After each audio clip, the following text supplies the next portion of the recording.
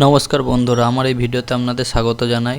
আপনারা হয়তো জানেন যে শনিবার 10 তারিখ সেবির নামে একটা হিন্ডেনবার্গ রিপোর্ট বার করেছে। যে রিপোর্টটা যদি সত্যি হয়, আমাদের শেয়ার মার্কেটের দিক থেকে খুবই খারাপ দিন হতে চলেছে। কারণ সেই বিড়ালকে মাছ পাড়া দেওয়ার মতো হয়ে যাবে। কারণ আমাদের যে সেবির চেয়ারপারসন আছে মিসেস মাধবী পুরী বুচের ব্যক্তিগত ইমেল ও অ্যাকাউন্ট থেকে সেটা হিন্ডেনবার্গ রিপোর্ট বার করেছে যে প্রচুর টাকা, প্রায় 8,72,000 ইউএস ডলারের মতো টাকা ঘরমিল হয়েছে।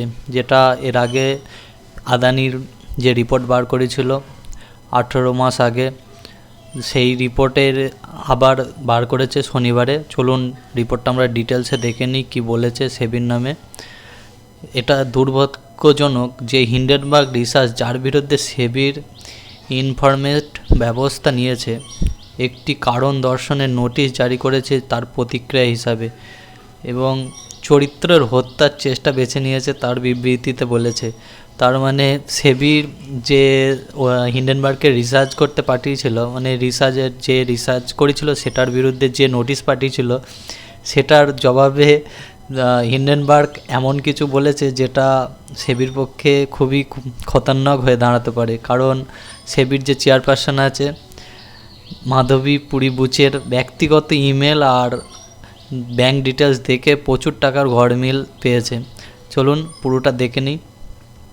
এটি আরও বিবৃতি করেছে 26শে ফেব্রুয়ারি 2018 তারিখে একটি অ্যাকাউন্টের বিবৃতি, যা অভিযোগ করা হয়েছিল যে এটি মিসেস মাধবী পুরী বুচের ব্যক্তিগত ইমেল অ্যাকাউন্টের জিডিএফও সেল কোম্পানি নামে একটি তহবিল তাদের শেয়ারের মূল্য নির্ধারণ করেছে।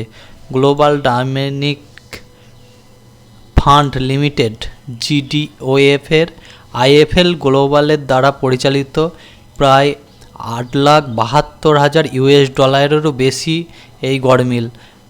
ওরা বলতে চেয়েছে যে জিডিএফ এটা হচ্ছে কিনা যে আদানির দাদার একটা কোম্পানি, যেটা আইএফএলকে টাকা দিত, যেটা মরিশাসের মাধ্যমে আদানির শেয়ারে গড়মিল করতো।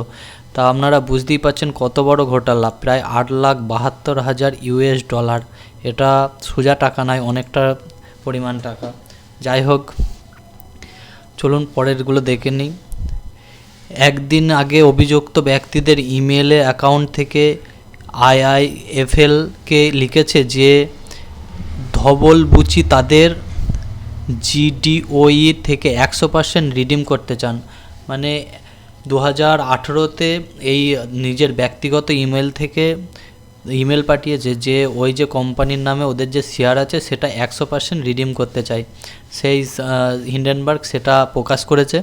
হিন্ডেনবার্গ রিসার্চে আদানি গোষ্ঠীর কোম্পানির দুর্নীতি, স্টক মূল্যের কারসাজির অভিযোগ প্রায় 18 মাস পরে শনিবার 10 আগস্ট 2024 মার্কিন ভিত্তিতে শর্ট বিক্রেতার অভিযোগ করেছে যে ভারতের স্টক মার্কেট নিয়ন্ত্রণের চেয়ারপারসন এই তদন্তের দায়িত্ব রেখেছে। সমস্যা, আদানির মানি শিফটিং কেলেঙ্কারির অভিযোগে ব্যবহৃত অস্পষ্ট আপোস সত্ত্বেও একটি অংশীদারিত্ব ছিল।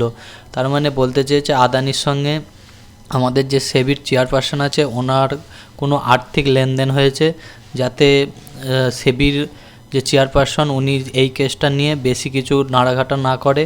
এবং এটাও সুপ্রিম কোর্টেও বলেছে যে সেবি এর কোনো উত্তর পায়নি, তাই কোনো কারণ নেই যে আদানির কোনো সমস্যা আছে কি কিছু আছে। কদিন আগে আপনারা দেখেছেন যে আমাদের যে সুপ্রিম কোর্ট আছে সেটাও বলে দিয়েছে যে কোনো সমস্যা নেই আদানির কোনো শেয়ারে। ব্যবহৃত অস্পষ্ট সত্ত্বেও অংশীদারিত্ব ছিল।